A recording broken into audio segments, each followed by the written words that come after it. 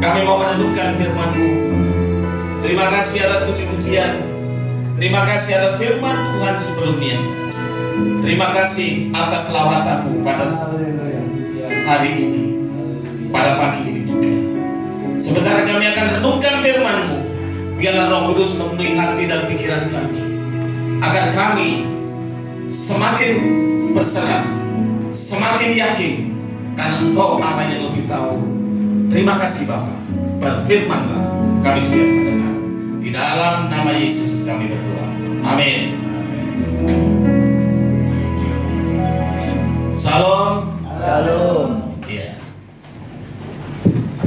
Firman Tuhan pagi ini dari Mazmur 57 ayat 8 sampai 10. Hatiku siap ya Allah, hatiku siap. Aku menyanyi, aku mau bermazmur. Bangunlah hai jiwaku, bangunlah hai gambus dan kecapi. Aku mau membangunkan fajar. Aku mau bersyukur kepadamu di antara bangsa-bangsa ya Tuhan. Aku mau bermazmur bagimu di antara suku-suku bangsa. Saudara-saudara yang dikasihi Tuhan, ya, Mazmur ini adalah Mazmur Daud. Ya, Mazmur ini adalah Mazmur Daud ketika Daud sudah menjadi raja, tetapi dikejar-kejar oleh Saul. Ya, dikejar-kejar oleh Saul, saudara. Ya, sampai Daud ke Gua Adulam. Dia bersembunyi di sana. Mungkin slide-nya, ya, khotbah saya. Ini. Ya, tema pada pagi ini saya beri tema iman dalam hati.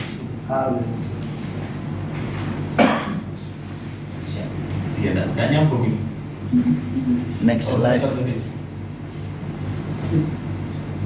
Nah, saudara, ini adalah peristiwa Daud dikejar-kejar Saul untuk dibunuh.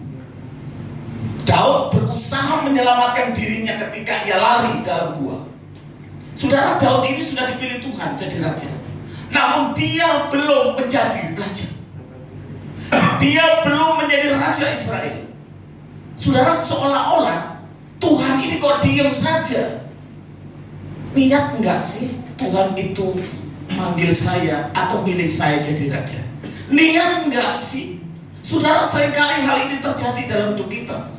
Ya. Kita tahu Tuhan berjanji memanggil kita menjadi hamba Tuhan. Tuhan berjanji memberkati kita. Tuhan berjanji menolong kita. Tuhan berjanji membackup hidup kita. Tapi apa nyatanya? Seringkali persoalan hidup, kesulitan hidup masih saja hadir dalam hidup kita. Kita gak pernah memilih untuk hidup susah. Kita percaya bahwa Tuhan sanggup menolong kita.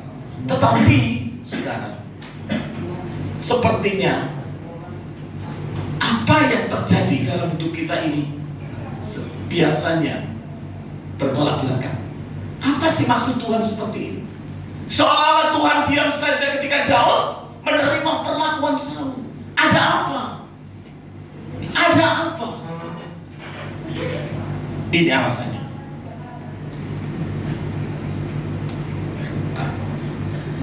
Alasan pertama, supaya Daud memiliki hidup yang harmoni. Apa itu maksudnya? Saudara, di dalam Mazmur 57 ayat 8 dan Mazmur 57 ayat 10, di sana ada tertulis dua kata, bermazmur, bermazmur. Dua kata ini, bermazmur, bermazmur. Kalau kita hanya melihat bahasa Indonesia, kita mikir bermazmur itu menyembah, bermazmur itu memuji Tuhan. Tidak salah. Tapi di balik kata mazmur itu ada makna tersendiri, sehingga ketika kita memahami makna itu, kita mampu menjadi orang-orang percaya yang sangat-sangat kuat di dalam hidup ini. Apa itu bermazmur? Bermazmur itu seperti seorang yang memainkan musik. dari kata zamar. Kata zamar ini artinya seperti seorang yang memainkan musik, bisa bekerja sama untuk menghasilkan irama. Maksudnya begini, saudara. Ketika orang main musik, ya, mempermasalahkan cara memainkannya, saya percaya nggak jadi main musik. Yang organ bilang, kamu kok caramu begitu sih? Pokoknya kayak saya ini loh. Yang main gitar bilang sama yang main organ, aduh kayak saya ini loh, jangan kayak gitu. Sudah bisa bayangkan, nggak jadi ibadah, eker terus, saudara. Nggak jadi ibadah. Saya yakin eker terus, ya. Tetapi ketika yang main organ menerima cara dari yang main drum, ya wis lah, itu kamu yang main gitu ya wis lah urusanmu, ya. Oh, yang main gitar kayak gitu ya dipetik ya wis urusanmu. Aku menerima. Saya percaya ketika itu terjadilah sebuah harmoni. Kita bisa menyembah Tuhan, kita bisa memuji Tuhan karena musiknya harmoni, enak didengar, pas. Saudara, hidup kita supaya harmoni, ya, kita harus bisa bekerja sama dengan Tuhan. Jangan sampai kita berkata demikian, Tuhan kok tega ya? Tuhan kok tega? Kenapa Tuhan izinkan hidup saya seperti ini? Ya, aku dulu sudah ambil bagian melayani. Ketika Engkau panggil aku menjadi hamba Tuhan, aku sudah siap melayani. Tapi kenapa Tuhan ini terjadi? Saudara, Daud sama sekali tidak mempermasalahkan kenapa Saul bersikap seperti kepada Daud seperti itu. Daud tidak mempermasalahkan. Daud gak kecewa sama Tuhan. Daud gak demo sama Tuhan. Tidak. Daud percaya apa yang Tuhan izinkan terjadi dalam hidupnya, supaya hidup Daud sebagai pemimpin itu memiliki harmoni kehidupan yang luar biasa. Kadang kita diberikan pengerja yang benjeno. Kadang kita ini diberikan rekan kerja sing, saya pertama kali, saudara, full time, ya. Jadi 93 sampai 2005 saya di pelayanan di Protestan, bergaji, ada gaji ke-13. Uang saya banyak, jujur. Oh iya, tapi di rumah gak ada apa-apa gitu. Tapi ketika saya melangkah dari bergaji tidak bergaji, pikir saya Tuhan itu nanti lebih sayang sama saya, ninggalkan gaji loh, aku melayani full time loh. Enggak ya saudara, diizinkan Tuhan ada pengerja tajak pelayanan, ya, tajak pelayanan. Ketika saya melayani, doa dan sebagainya, saya enggak serta-merta kalau diberkati PK saya tolak. Enggak serta-merta saya terima, saya tolak. Nah ini pekerja saya ini besoknya datang ke keluarga ini, Bu, Pak Esiku sungkan nerima gini. Begitu juga sering kali terjadi seperti itu. Pak Es itu sungkan, sakjane ngono gelem, tak enggak kakeknya, ya tak kasih gelem. Saya ini setruk wong. Lu setruk betul. Iya. Gaplek ya. Lu gitu loh Pak. Lu kok tambah gaplek begini. Terus saudara, saya gabung dengan sinode gereja. Ada pengerja juga lagi. Namanya hamba Tuhan, ya, pejabat, sudah pendeta. Itu kalau di gereja saya yang lama itu jadi koordinator, bukan gembala. Yang jadi koordinator situ, lah aku jadi apa? Yang jadi koordinator dia, yang tampil dia, saya diem aja. Ya wis, tampil. sambil kok tadi koordinator gak wis. Ya wis. Akhirnya apa? Saudara, Tuhan itu baik. Ya, Tuhan itu baik. Orang seperti itu kok stroke manis. Ojo ngomong. Ternyata orang itu, ya, gerejanya sekarang sering libur.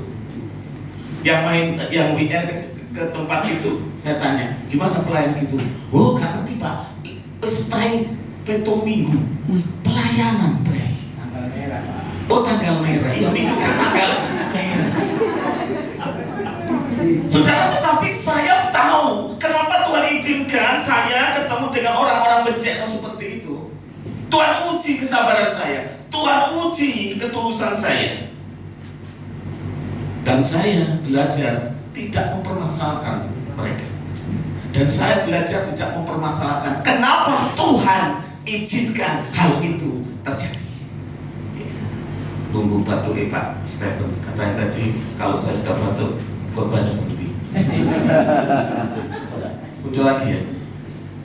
Nah, selanjutnya. Next slide. Nah, Roma 8:28. Ini saudara. Kita tahu sekarang bahwa Allah turut bekerja dalam segala sesuatu untuk mendatangkan kebaikan bagi mereka yang mengasihi Dia, yaitu bagi mereka yang terpanggil sesuai dengan rencana. Allah turut bekerja di dalam segala sesuatu. Di dalam segala sesuatu itu apa? Ya baik, ya tidak, ya penderitaan, ya berkat, ya kesulitan, ya jalan keluar. Apa yang baik, apa yang buruk, Allah turut bekerja untuk mendatangkan apa? Kebaikan, asal kita mengasihi Dia. Terjemahan Vincentium Roma 8:28 indah sekali ngomong begini. Namun kita melihat bahwa bagi mereka yang mengasihi Tuhan, Dia, yaitu Allah, selalu bekerja sama untuk kebaikan bagi mereka yang terpanggil sesuai dengan tujuan. Jadi Allah itu terus bekerja, saudara. Ya, jangan takut. Ya, jangan takut. Terima saja apa yang Tuhan izinkan. Terima saja apa yang Tuhan mau dalam hidup kita. Jangan sampai Tuhan, kenapa ini seperti ini?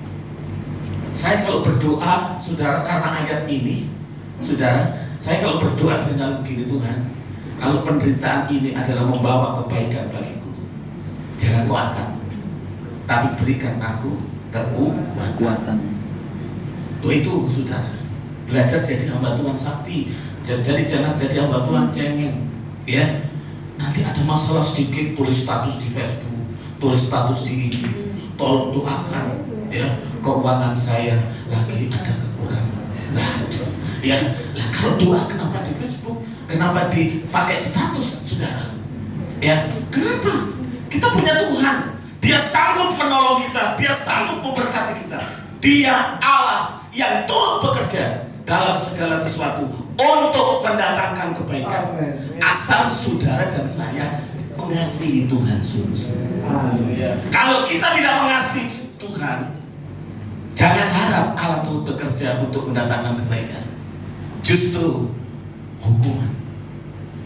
Bapak Ibu yang dikasih Tuhan, next. Nah, ini orang yang sudah memiliki harmoni yang baik terhadap Tuhan, kehidupannya penuh harmoni. Itu cirinya apa? Punya keyakinan yang kuat tentang Allah.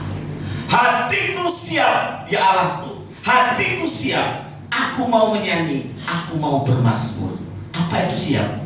Dari bahasa aslinya kun, yang artinya apa? Berkeyakinan tentang Allah. Yakin betul, gak ragu-ragu, babar belas. Itu kata siap. Ya. Kalau kita yakin, kita selalu siap. Yakin dengan pelayan kita, selalu siap apapun persoalan, ujian, cobaan, siap. Karena kita punya keyakinan tentang Allah. Yakin gak kita tentang Tuhan? Yakin gak bahwa Tuhan itu sanggup menolong kehidupan kita? Kadang pendeta itu, saudara, jaimnya amin-amin. Ya, betul, di depan semua Tuhan. Iya, Tuhan baik, gitu ya. senyumnya cuma kalau aduh podo ae mencari ngono. Ya, susah ya podo susah, ya, mudoroso sama-sama mudoroso. Tahu enggak mudoroso? Enggak tahu ya. Mudoroso kecaci nang Tuhanmu. Ya opo iki Tuhan? Uripku koyo ini, berkati ini. Enggak pernah menyampaikan sebuah ucapan syukur kita kepada Tuhan. Ragu-ragu, bimbang. Nah kalau bimbang gimana kita bisa siap melayani Tuhan, siap menghadapi kehidupan ini, siap menghadapi tantangan ke depan. Anak-anak muda, bagaimana kalian bisa siap menghadapi masa depanmu kalau engkau belum yakin bahwa Allahmu itu luar biasa? Keyakinan kita harus kun. Artinya apa? Kuat. Ya. Saya selalu pakai begini, saudara, supaya nggak dituntut cuma bujui. Ya, loh iya loh. Kalau saya pakai bahasa asli berarti bukan dari ide saya, ini idenya Tuhan. Ya, siap. Siap yang apa? Kalau nggak tahu bahasa aslinya, saudara, siap. Siap apa ya? Ya pokok siap. Ya, siapnya bagaimana? Ternyata siap itu hul, yang artinya apa? Berkeyakinan Tuhan. Orang yang memiliki harmoni kehidupannya itu, orang yang punya harmoni kehidupan, dia selalu punya keyakinan, siap, punya keyakinan yang kuat. Apapun masalah yang dihadapi, maju terus, bersyukur di hadapan Tuhan. Selanjutnya, selain berkeyakinan yang kuat, next. Nah ini, bangunlah hai jiwaku, bangunlah hai gambus dan kecapi, aku mau membangunkan fajar. Apa bangun? Bangun ya tangi turu Pak, wis suwe. Ya. Dari kata yang artinya apa? Menyemangati diri. Semangat menyemangati diri bukan karena kuatnya diri. Orang yang menyemangati diri biasanya terlalu pede. Aku kuat, aku gede, aku gemuk, tinggi gede kayak Goliat. Ya. Ya. Yang kecil, yang kurus merasa aku kok nggak kuat, minder. Ya. Makanya Pak Simon luar biasa. Pak Simon nggak pernah minder. Ya, sekalipun kecil, tapi yakin kuasa Tuhan yang menyertai Pak Simon. Dia lebih besar daripada besarnya tubuhnya Pak Stephen. Saudaraku yang dikasih Tuhan, bangunlah hai jiwaku, bangunlah hai kamu dan kecapi, aku mau membangunkan fajar. Menyemangati diri. Ayo kita menyemangati diri.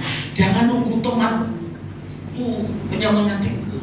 Jangan menunggu ya pekerjamu menyemangati engkau. Jangan menunggu orang tuamu menyemangati engkau. Jangan menunggu gembalamu menyemangati engkau. Tapi kita punya kemampuan untuk menyemangati diri kita. Lantaran apa?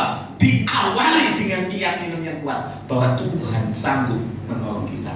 Keyakinan itu harus kuat supaya bisa menyemangati diri. Diriku, engkau memang lemah, tapi Roh Kudus yang ada padaku lebih besar daripada roh itu, saudara. Ketika kita yakin seperti itu, enak itu ini, ya, bisa tersenyum, bisa penuh semangat, begitu loh, ya, bisa menjadi berkat, ya. Kenapa? Bisa menyemangati diri, gitu. Kalau kita bisa menyemangati diri kita bisa menyemangati orang lain. Kalau kita nggak bisa menyemangati diri kita, nggak mungkin kita bisa menyemangati orang lain. Khususnya kita sebagai gembala, khususnya kita sebagai pendeta. Kalau kita tidak bisa menyemangati diri kita, bohong. Kita bisa menyemangati Tuhan. Nggak mungkin bisa menyemangati Tuhan. Ya, nggak mungkin. Mana bisa menyemangati Tuhan? Nggak mungkin bisa menyemangati Tuhan. Kenapa? Ya karena dia nggak yakin sama Tuhannya. Mana mungkin dia bisa menyemangati diri? Daud bisa menyemangati diri sehingga dia bertindak dengan iman, sehingga dia bisa menyembah, memuji Tuhan. Selanjutnya, selain menyemangati diri, ya, next, jujur. Apa itu jujur? Aku mau bersyukur kepadamu di antara bangsa-bangsa. Jujur itu, bersyukur itu, saudara, memiliki pengertian jujur. Ya. Ada kata yang luar biasa di ayat bersyukur ini, yaitu mengindikasikan ada kejujuran. Apa? Di dalam Mazmur 56 ayat 10, marilah kami mengaku kepadamu di antara bangsa-bangsa. Tuhan, bernyanyilah bagimu di antara bangsa-bangsa. Ini terjemahan dari Septuaginta. Saya terjemahkan seperti itu. Dan ayat itu, saudara, ya Mazmur 57 ayat 10 itu, ya walaupun di situ ditulis 56 ayat 10, tapi sebenarnya itu Mazmur 57 ayat 10 dalam terjemahan lain. Di situ dikatakan, marilah kami mengaku kepadamu, jujur. Ya, jujur. Tadi sudah disampaikan oleh Pak Dwi, kita harus jujur lah. Ya, ojo tutupi, ojo munafik. Orang lain mungkin nggak tahu, tapi Tuhan tahu. Jujur, Tuhan, aku ini masih seperti ini. Ampuni aku, tuntun hidupku. Aku ini masih banyak khawatir. Aku ini masih banyak kelemahan. Aku masih ini Tuhan. Tolong. Betul-betul jujur. Jangan sampai kita ini jadi orang-orang yang jaim, ya, luarnya oke, dalamnya bosok, ya. Apalagi hamba Tuhan, jarkoni, iso ngajar, gak iso ngelakoni, ya. Bahaya kalau seperti ini, ya. Tuhan tahu siapa kita. Kita nggak perlu lah jadi hamba Tuhan tuh jaim gitu ya. Oh, sok wah, aku ini sok suci, sok rohani. Sudah, jangan, jujurlah. Ketika hidup kita jujur di hadapan Tuhan, mengakulah, Tuhan, aku ini gak sanggup, aku ini gak mampu, tolonglah. Orang-orang jujur itu adalah ciri khas dari orang-orang yang sudah membangun harmoni kehidupan dengan Tuhan. Next, saudara, kata bersyukur itu dari kata yada. Artinya apa? Jujur, atau tidak ada lagi yang ditutup-tutupi. Orang bisa bersyukur, puji Tuhan, tapi selama dia nggak jujur di hadapan Tuhan, bersyukurnya cuma mulut. Tapi kalau kita jujur terhadap diri sendiri, jujur tahu siapa Tuhanmu, jujur selama ini kita ini bagaimana sih? Ketika hidup kita jujur seperti itu, tidak ada yang ditutupi, gak munafik. Maka itulah ciri orang yang sudah membangun harmoni dengan Tuhan. Kalau kita sudah membangun harmoni dengan Tuhan, luar biasa. Next, ya ini, ya gak banyak-banyak pasti, ya, karena doa malam. Jadi doa malam harus ada doa, ya tak? Jangan kita hanya mendengar suara Tuhan, tapi kita juga harus bersuara untuk Tuhan, menyampaikan pergumulan kita. Akhir firman Tuhan pagi ini, hidup yang harmoni dengan Tuhan, hidup yang bisa menerima keadaan, hidup yang yakin bahwa Allah turut bekerja dalam segala sesuatu untuk mendatangkan kebaikan, hidup dengan sebuah keyakinan bahwa Tuhan selalu mendatangkan kebaikan bagi kita, apapun situasinya, apapun keadaannya. Ialah dengan cara selalu meyakini Allah kita luar biasa, dan memahami Allah kita luar biasa, dan bisa menyemangati diri dan juga jujur di hadapan Tuhan. Ini sudah terjadi dalam hidup kita, maka kita jadi pribadi-pribadi seperti Daud, ya, banyak dipercaya Tuhan, dipercaya banyak oleh Tuhan, jadi pemimpin yang luar biasa, jadi pribadi yang kuat. Apapun masalahnya, kita tetap berjalan dan sukses. Tuhan Yesus memberkati. Bapak Surgawi, terima kasih. Ampuni kami Tuhan, seringkali kehidupan kami ini tidak seperti yang Kau mau. Terkadang hidup kami ini Tuhan gak mau menjalin keharmonisan dengan Engkau. Kami seringkali bertolak belakang dengan cara-Mu. Kami seringkali tidak menolak kehendak-Mu. Kami seringkali menolak kehendak-Mu. Kami seringkali tidak mengakui kedahsyatan-Mu. Seringkali juga Tuhan, kami ini gak yakin akan siapa Engkau. Ampuni kami Tuhan. Kami percaya apapun yang Tuhan izinkan di dalam hidup kami, orang-orang yang Kau pertemukan kami, masalah-masalah yang kami hadapi, jabatan yang kami terima, semuanya itu, penderitaan, kesulitan, semuanya itu, supaya kami mau menerima, meyakini, dan bersinergi dengan apa yang Tuhan izinkan dalam hidup kami. Sekalipun itu sebuah kesusahan, karena kami yakin itu kebaikan. Allah sedang meredah kehidupan kami. Allah sedang melakukan kebaikan buat kami dengan diizinkan segala macam ujian dan penderitaan. Terima kasih Tuhan Yesus, terpujilah Engkau kekal selamanya. Di dalam nama Yesus kami berdoa. Amin.